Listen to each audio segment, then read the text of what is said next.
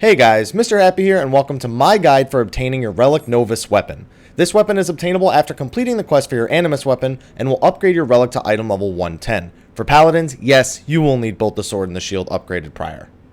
The quest begins in North Shroud at the NPC Jalzon in Hurstmill. Approach him with your Relic Animus equipped, and the quest Celestial Radiance will open up.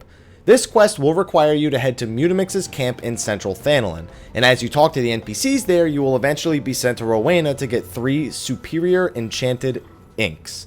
Each ink is 500 tomestones of mythology and can be bought from the NPC to the right of Rowena under the Others category. Once you obtain the inks, head back to Central Thanalin where you will be told to trade them to Hubertin in order to obtain a Sphere Scroll.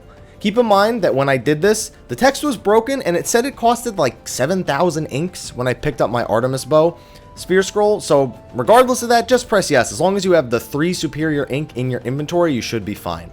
In the case of the Katana and the Holy Shield, it's 2 for the Katana and 1 for the shield, so yes, just like with the Animus weapon, you can get your shield much quicker than your actual Katana. Now that you have your Sphere Scroll, let me carefully explain this final part of the quest, because this is the bulk of the quest. The Sphere Scroll requires you infuse 75 materia onto it in order to complete your Novus. Of course, this is different for Paladins, which you will need 50 for the Sphere Scroll for your Katana and 25 for the Sphere Scroll for your Holy Shield. Don't worry, you don't need any crafting skills level to do the infusions. You simply right-click the Sphere Scroll in your inventory and select Infuse to bring you to this menu. Once here, you will need 2 items, Materia and Alexandrite. First, let's talk about Alexandrite, since it's the new one. This is a catalyst similar to carbonized matter, which is used for melding materia onto crafting gear, but it's a little bit rarer. Thankfully, Square Enix actually gave us a lot of different ways to approach the acquisition of Alexandrite, though most of them are pretty familiar to us. The first option is to Fate Grind with your Relic Animus equipped. Sorry, I had a hard time getting that one out. I'm going to take a deep breath after that. Okay. The drop rate here is similar to Atma's, but you can grind in any zone. You can grind in any zone for it if you want. It seems like a lot of people are actually migrating to Northern Thanalin for this quest. On top of that, people tend to be spirit bonding while they are doing it, so they can kill 2 birds with 1 stone, get some materia, and get some Alexandrite. The second option is to do mysterious maps, which are basically treasure maps gained through one of 2 specific ways. You can either trade mythology tomestones to the NPC next to Rowena in exchange for a map. It does actually say mysterious map exchange in her menus, and it's 800 mythology per map. So if you're sick of your Animus grind, I wouldn't recommend doing this. The more common way to get them is to do a new daily quest. In order to unlock this quest, after obtaining your Sphere Scroll, return to Jalzon. Next to him, there should be a drunk NPC that gives you a quest that takes you to Bragdine in Mordona. This woman will open up a daily quest that requires you complete a single Duty Roulette expert and return to her. Don't worry, you don't need to do the roulette on the job you're doing your Novus on, so do what's easiest for you. Complete the dungeon in your Duty Roulette expert and return to her, and she will give you a mysterious map. So once you have a mysterious map, these maps are done very similarly to regular treasure maps. You decipher them, they give you a location, and you go dig there to find a coffer. If you don't have the decipher and dig actions, there's a quest you can do in Wineport called Treasures and Tribulations that will unlock these options for you. Once you approach the coffer, several mobs will pop out that need to be dealt with. Even though the map only recommends a single person, I recommend at least bringing 1 healer friend with you, as some of these things can absolutely demolish you. I know that there are people who have gotten just decimated by a Malboro that binds you in place and then does bad breath. I know some people have gotten 4 enemies that have ganged up and chain petrified them for 20 seconds each, and just don't take the chances. Bring a healer with you. If you are a healer, bring a DPS friend with you. Or a tank. Once you kill all of the mobs, you can open the coffer, and whoever used the mysterious map will get a single Alexandrite. Those helping will just get some gil. Again, you don't need to be on the job you are doing the Animus on for these maps either. Remember, these can be accepted daily, so if you want to do absolutely no grinding at all, it'll take you about 75 days to get the Alexandrite you need for this weapon upgrade. And the last way to get Alexandrite, at least that we know about, is when patch 2.3 comes out, you will be able to exchange allied marks for Alexandrite. Allied marks will be obtained from daily hunts. There may be more ways to get it in 2.3, but so far this is the only confirmed method we have being added.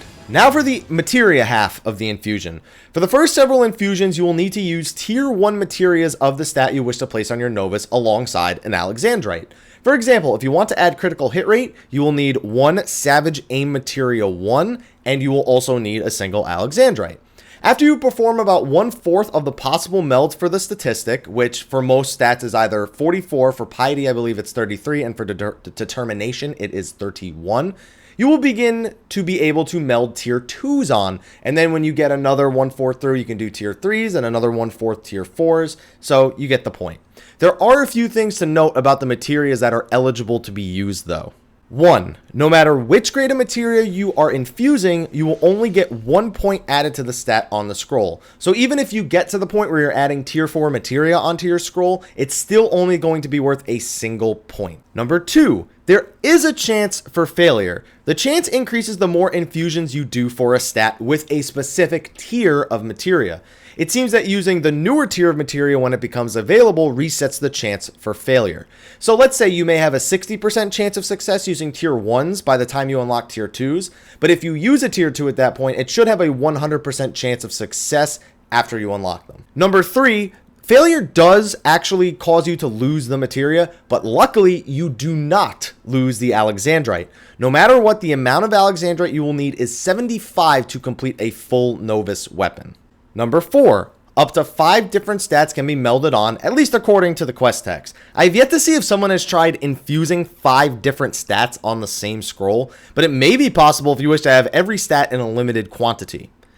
And that's it. Once you completely infuse the Sphere Scroll 75 times, or the 2550 for Paladin's Shield and Sword accordingly, take it to Jalzan where you can merge it with your Animus weapon to make it your Novus.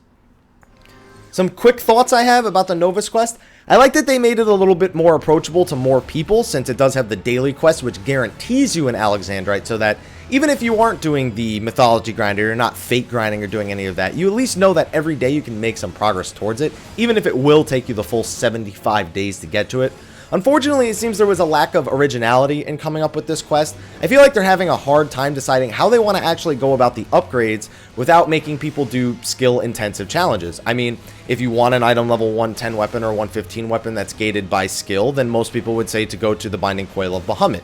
If you're looking for a weapon that has high customizable stats, and on top of that, it's time gated instead of skill gated, then that's what the Novus is for, really. It just seems like more of the same though. More fate grinding, more mythology grinding, or in the case of daily hunts, it'll be more daily hunt grinding. So I guess we'll just have to see how long it takes. Some people are getting really lucky on their fate grinding, and some people are just having no problem keeping going on with the mythology grind. Personally, I'll do a roulette a day of each kind, including the one for my mysterious map. I'll grind fates for maybe an hour to an hour and a half, nothing too hardcore over in Northern Thanalan. I'll be sure to spirit bond while I'm doing it, do my daily quest with the Duty Roulette Expert, of course, do a mysterious map. When Alexandrite comes out from Allied Marks, I'll be doing those for an hour to a day most likely, and I probably will approach this fairly slowly since we don't really need this weapon that quickly. We have all the way till 2.4, guys, so in all honesty, I say take your time with this weapon. You'll probably enjoy it a little bit more. Thank you for watching. Be sure to like, favorite, subscribe, and share. Be sure to check out my sightseeing guides that I started doing. I am working on 21 through 80 right now, and boy, are those going to be fun. But anyway, guys, thank you for watching, and until next time, take care.